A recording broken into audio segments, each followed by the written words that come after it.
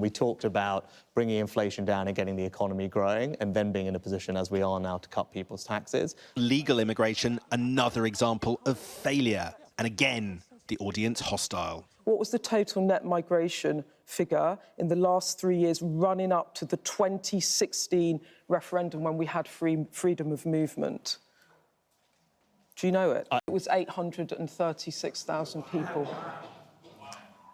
And I'm sure many people in this room would have voted for Brexit. 70% of people in Grimsby voted for Brexit.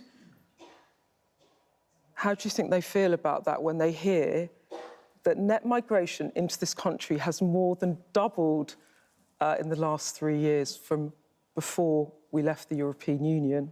Yeah, I'm sure it's too high. I've been very clear that it's too high. Trying to show he gets it. But after 14 years in power, the audience seemed low on patience. You say that you're coming from an NHS background and you have this instilled value of caring for the NHS. How are we going to do that if you try and undermine it at every level? With greatest respect, that's not what we're doing. We're investing record sums into it.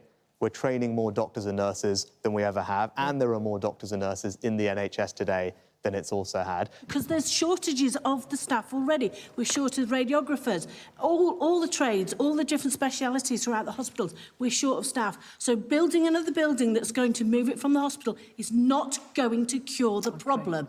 It's just going to make it worse. Perfect. It was a bruising experience for the Prime Minister. His campaign needed a win, but it didn't come here.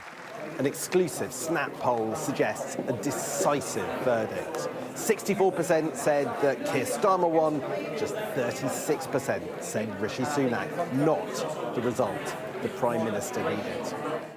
Halfway through this campaign, tonight a major moment. Both sides will try to claim their man won, but the reactions in the room and from the viewing public tell a different story. Can Rishi Sunak turn it around from here?